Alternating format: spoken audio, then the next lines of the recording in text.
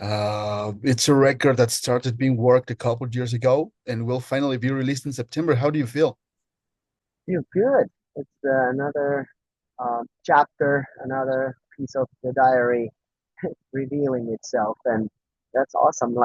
I'm so happy with this album. It's one of the best we've done so far, and also the fact that Ampu, the new guitarist, she has been with us for the last 3 years now, and this is the first album we made together, like as a whole. So, I'm feeling that the vibe and the feeling in the band is better than in decades, like much better than 10 years ago, for sure. It's just like what she brought in the table, which just like changed so much. And, you know, there's a balance in the group. And so that's always important when you start making new songs like that. You feel good about, being in the band and like everybody's willing to work hard and like sacrifice equally and so on. So it's really it's a it's a good situation. Well, for this new album, you decided to work again with Desmond Child and Marty Frederiksen, with whom you have already worked in albums like Black Roses and Rise. What do they give to the Rasmus signature sound that you can find in other producers? Well, Desmond is like a mentor for me. He is a very important person in my life. Also outside the music, like he is an older guy with a lot of wisdom. Yeah, like he's been to so many situations and gone through difficult things in his life. So like whenever I have trouble, I'm always calling him like, what should I do? And like, oh my, life sucks, and like he's the one to kind of put me back on track and like, you know, like saving me in a way. Like, so it's always pleasure to write songs with him because it's almost like a therapy session. Like, you know, we usually like I just start to tell him something about my life, like what happened last week or last year, and it can be whatever, and that's how the songs are being born. And he is one of the greatest songwriters alive. So I'm very pleased to know him. Have in the We often think when we think about the term weirdo is as something negative, but what does it mean to you? Yeah, it's actually I think it's a positive word in my world and in our world.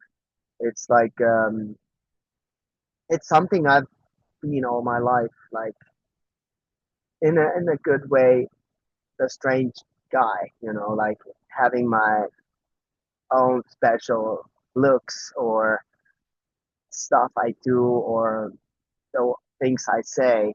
Like I've always kind of gone against the grain and like being little out of the ordinary. So I think it's just an example that I want to give to young people who think they are lost and like they don't know what to do with their lives and they are just looking at social media and you know getting all these role models like, oh, this is what a man has to be like, this is an alpha male, you gotta have these looks and you gotta have investments and you have to be this and that. Like, that's bullshit. And same for the girls, like how uh, the internet, like social media is like giving examples of a woman how they should be like. And like I just believe in that. Like there's bunch of other weirdos out there who are my people and who would understand, and it's already uh, resonating within our fans, because I think people who have discovered us and become super fans, they're also kind of weird in the way. Like they have something that is, you know, bringing them to us. And I've heard great stories too about people how they've been struggling in life, and you know, just like listening to our music, and it has helped them to survive hard times. You know, Lauri, the Rasmus is one of the most important bands to come out of Finland, not only for metal scene, general. Do you feel kind of certain responsibility as a person, as a musician? You're kind of ambassador for Finnish culture. It's complicated being Lauri Ylonen and what all that means. I'm well, yeah, I don't really think about it that much. I mean, I, I don't I don't always understand the power of it. But it's a great opportunity at least to, to represent Finland for the world. But I don't, there are like a lot of sports people who have been very successful, and even politicians and stuff like that. So I think it's important that we also have musicians who many times represent a different world and different idealism, and so I think it's good to have variety. And Finland is a small nation. We only have 5.5 million people in Finland, and still there's been so many bands coming from our country, and the music scene is always blooming. It's incredible, and that like even in Mexico and Latin America, like there's always bands from Finland who are touring, and that makes me very proud. Oh yeah, I'm of course proud to be a Finnish person, and Finland means a lot to me. Like, that's my roots. That's where I was raised. Uh, that's where I have all my best friends. So I'm proud to talk about Finland and even write songs. Like yesterday, I was writing a song about Helsinki, my hometown, and maybe it comes out one day. But it was just like meaningful for me because I'm actually now moving back to Finland after living 11 years abroad. And that feeling that I'm going back there to live there is just amazing. I really like I discovered my roots again, and all the Finnish cultural things, they are like super important to me, and the history and everything. Maybe it's because like I I also know my parents are getting older, and like I just kind of want to be there more, spend more time there, and and it's also in our music we have always had influence from the kind of traditional music made in Finland, like melodic wise, especially this kind of Slavic beautiful melodies that's very essential to the Rasmus music. And talking about responsibility, you as a public figure, uh, I guess you want to help people. In a couple months, you will be heading this Atlas Festival to support the Ukrainian cause. But aren't you a little afraid of being, pointy to be supporting certain political tendency, or for you it's more important just to help people? Well, not so often we take a political stand, but this one with Ukraine, it felt like something we really wanted to do. And and we have a lot of fans in Ukraine. Like last time we were touring, we were actually going to play 5 shows in Ukraine only. and you know that kind of shows the scale of things. But then the war started and everything went down the tubes. So this is good chance for us to show our support for the Ukrainian people, and you know it is a little bit scary to go there, you know, since it's, you know, advertised all over the world like we are we're going to be the headliner, and you know it's going to be a big festival, and you know they're expecting to have like 60,000 people there. And so, you know, but still I want to do it, you know. It's my way of participating. At the moment, or the last few years, I've been actually enjoying it even more than ever. Like there were hard times, like let's say like 10 years ago, like 15 years ago. Um, you know, now we have a new guitarist, you know, that kind of changed a lot in the vibe, like what it's like to be in the band and, you know, touring. And like now we are at this moment we're in the tour bus, and you know, if if someone is not feeling good about being on the tour, that's going to affect everybody. It's like poisoning, you know, the thing from the inside. And this is very like challenging. Like, you know, it's especially this tour. Let's say this is like a smallest tour we've played in years and years. We are in the US right now after 16 years. We haven't played in the US. So we are actually kind of getting started all over again. Playing small clubs, you know, 3, 4, 500 people, and like super intimate and super cool shows. Um, but you know, the fact is that, you know, these places, they don't have a shower. We sleep on the tour bus, you know, like we don't have anything to eat. We have like bottle of water at the backstage, and that's it, you know. Like it's like really like a beginner band in a way, and I'm actually enjoying it so much because it just like sets me in this mood of conquering something. Like fucking hell, I'm gonna show everybody that we are the best band in the world, and we're gonna be, you know, playing 10,000 people in 3 years.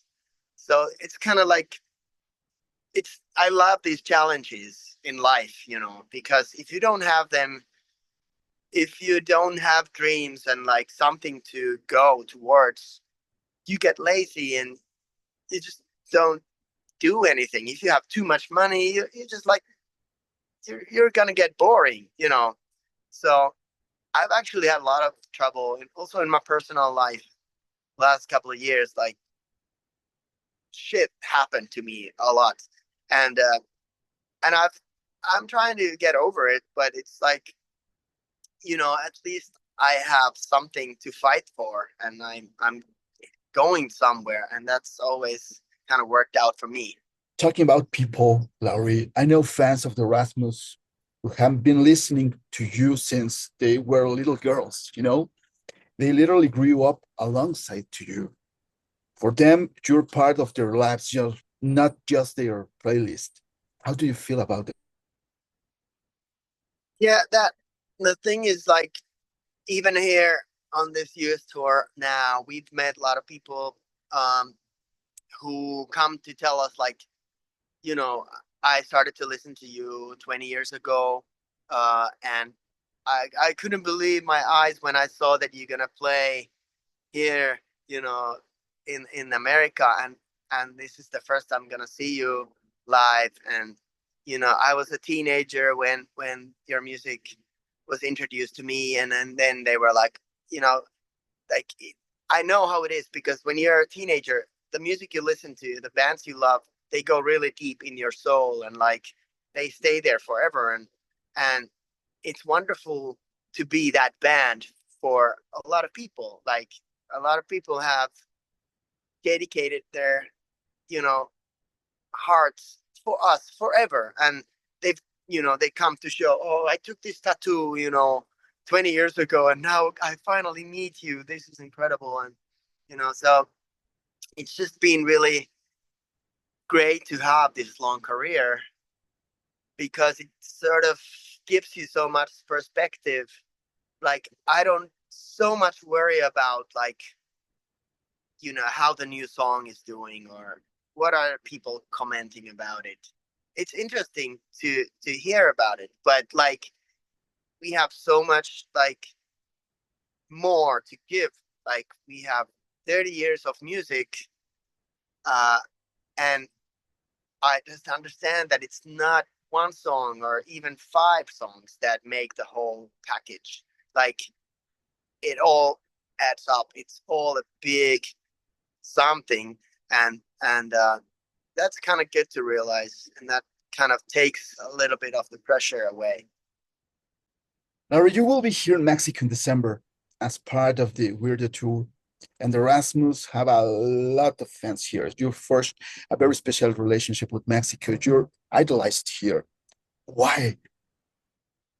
Yeah, that's a good question. First time we came to Mexico, I think it was 2003 or 2004, and ever since we kept coming there every second year, basically, and we made a very deep connection with Mexican fans. Um, I think there was a lot to do also with the fact that first time we played a show, we had just met the indigenous people in Teotihuacan, the pyramids, and we became friends with this tribe, and they were actually supporting us like a support band before we played on stage, and they did this dance, and they had drums and like the traditional costumes and everything, like the full on Mexican way. And the fans saw that, and also there happened to be a guy from a big newspaper, and we ended up on the first page of the Reforma newspaper the next morning. It was pretty awesome. Like we went back home at the airport and like, whoa, reading the newspaper, like we made it on the cover. So, and that is kind of like, that's how it all started. And yeah, it's just, I think Mexican people are very devoted and dedicated to us. And that isn't the case always. Some countries, in Europe, for example, it seems like they kind of, it's more like fast food. They new bands come and then the old one goes, and like they are consuming stuff a little bit faster. And it seems like these Mexican people have like really, really, really got deep into our music, and that's a beautiful thing. I particularly remember when you were here in Mexico and your show was canceled due to the pandemic. Do you remember that? Yes, How did I you do. find out? Oh yeah, we were all ready to play. We actually had already done our sound check and everything was ready to go. We had sold out a show in this big arena, and then we heard about you know the the disease spreading, and there were like army people on the streets, police like on the streets, and like they said, oh, we can't do this, we can't have these gatherings, like it's too dangerous, because no one knew what it was, like how dangerous it could have been. So it was a big disappointment, and also a bit scary to be there in the middle of this. And then we were like, oh please, because we already had the fans waiting outside the venue, there was thousands of people. And then we're like, please, can we just go on the rooftop to play a little concert, like can we just do that? And they're like, no, you can't. And so they had to inform the people that they should go home, and we could hear through the walls of the building like people shouting like, ah, like when they got the news. So it was a terrible thing, but then we came back, I think after a year or something, and we played a show, and and everybody was happy. So hi guys, I'm Lauri from the Rasmus, and I know we have thousands and thousands of fans in Mexico waiting for us to get there, and we are going to play 3 shows in December in Monterrey, Guadalajara, and Mexico City, and it's gonna be the ending of the tour, so it's gonna be the best shows on this tour. So I'm really hoping to see you guys there, and you know, it's only a couple weeks to go, so get your tickets and keep it up. I'm Lauri from the Rasmus, and this is Summa Inferno. Ideal Niniski.